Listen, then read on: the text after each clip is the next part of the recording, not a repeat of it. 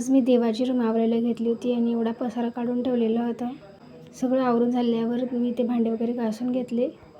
संध्याकाळी गोविंद महाराजांची पालखी येणार होती म्हणून मी सिंपल अशी इथे तयार झाली. आणि तयार झाल्यावर मी अंगणात रांगोळी काढायला गेली होती.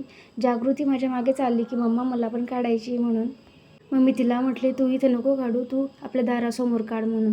तर तिने ते छान अशी रांगोळी काढली जागृतीने. आणि रांगोळी काढून झाल्यावर गुलाबाचे गाणे म्हटले. संध्याकाळी खाऊ शिंकून झाला आणि पालखी आली. आज गोविंद महाराजांची पुण्यतिथी ना, आरती वगैरे केली, नमस्कार केला.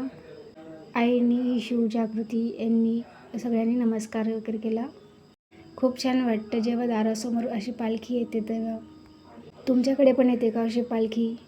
आणि असं स्वागत करता का तुम्ही पालखीचं पण? मला कमेंट करून नक्की सांगा.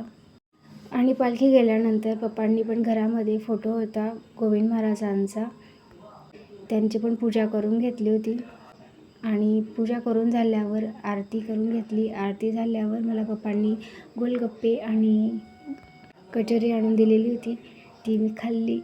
आणि असा होता माझा आजचा दिवस. आवडला असेल तर लाईक, शेअर, सबस्क्राईब करायला विसरू नका. भेटूया पुढच्या व्हिडिओमध्ये.